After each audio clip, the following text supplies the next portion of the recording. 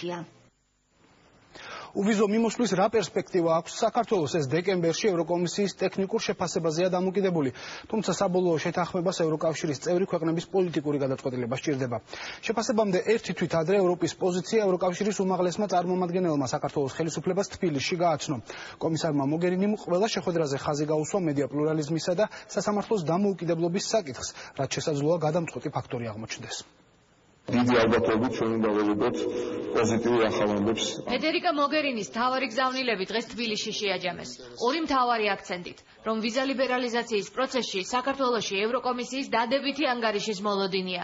მედია პლურალიზმისა და სასამართლო დამოუკიდებლობის თემა კი ევროკავშირისთვის ისევ აქტუალური რჩება. რეკომენდაცია, რომელიც მიიღეთ ჩვენი მეგობრებისგან, არის ის, რომ მაქსიმალური გამჭვირვალება უზრუნველყოთ და უზრუნველყოთ მაქსიმალური დამოუკიდებლობა სასამართლოსი ჩაურევლება სარედაქციო პოლიტიკაში, რაც მე ვფიქრობ, რომ აბსოლუტურად უზრუნველყოფილია. როდის ექნება საქართველოს uvizო მიმოსვლა, ეს ჯერ ევროკომისიის ანგარიშზეა დამოკიდებული, რომელიც დეკემბერში გამოქვეყნდება.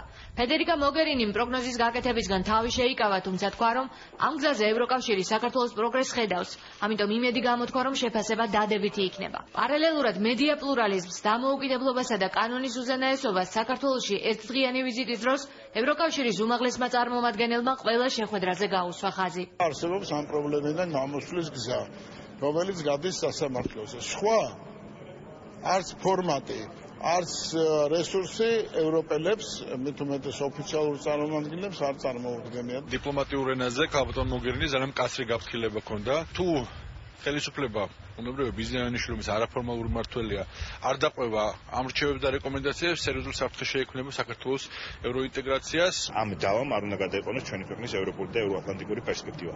ყველა ამ ქვეყნის მოქალაქე უნდა შეიგნოს, რომ ეს პროცესი უნდა წარიმართოს მაქსიმალურად სამართლებრივ ჩარჩოებში. განმარტებები დღეს ევროკავშირის ელჩმაც გააკეთა. იანოშ ჰერმანი ამბობს, რომ ახლა ევროკავშირი ვიზა ლიბერალიზაციის გეგმის იმპლემენტაციის შეფასების ეტაპზეა, ამიტომ ამ პროცესის რუსთავი ორის საკითხთან პირდაპირ კავშირს ვერ ხედავს. აქვე იანოშ ჰერმანი დღესაც ადასტურებს, რომ ევროკავშირისთვის მედიის პლურალიზმისა და სასამართლო დამოუკიდებლობის დაცვა ისევ აუცილებელი პირობაა. ჩვენ ახლა ვიზა ლიბერალიზაციის მოქმედებათა გეგმის იმპლემენტაციის შეფასების ეტაპზე ვართ.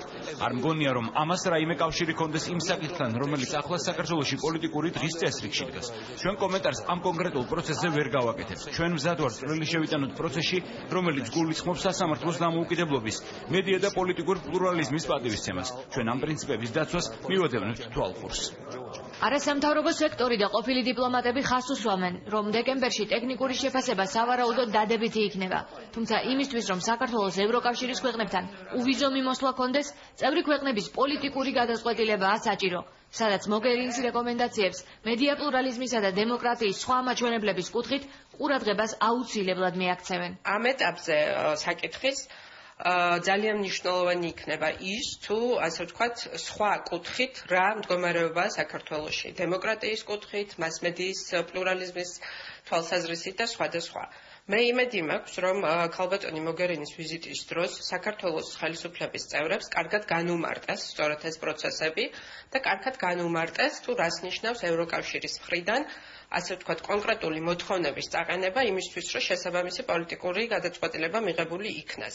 კარგია, რომ მოგერინის შეფასებები ტექნიკურ მხარესთან მიმართებაში პოზიტიურია, სასამართლოს თავისუფლება, მედია პლურალიზმი იყო ის ელემენტები, რომელიც ლაიტმოტივად გასდევდა მოგერინის ვიზიტს, მან ახსენა კერძოდ არჩევნების კონტექსტში ეს ორივე მიმართულება და მე ვფიქრობ, რომ ამ მიმართულებით განსაკუთრებით თანმიმდევრული უნდა ვიყოთ, რადგანაც არ მივცეთ არანაირი საბაბი ევროკავშირს. აღნიშნა, რომ სწორედ ეს არის ის ევროპული ღირებულებები, რა ღირებულებებზეც დგას ევროპა. არსებული არაოფიციალური ინფორმაციით საქართველოს თითქმის ყველაფერი შეასრულა, ეხლა ჯერი არის იმაზე, რომ არ უნდა ჩავიდინოთ რაიმე გაუგონარი მოქმედება და ეს ძალიან ახლოს ავართ ვიზების ლიბერალიზაციის თემასთან და ჩვენივე თავს არაფერი არ უნდა დაუშავოთ. ფედერიკა მოგერინიმ ერთდღიანი ვიზიტის დროს ინფორმაცია არა მარტო ქვეყნის პირველი პირებისგან, არამედ არასამთავრობო სექტორიდანაც მიიღო.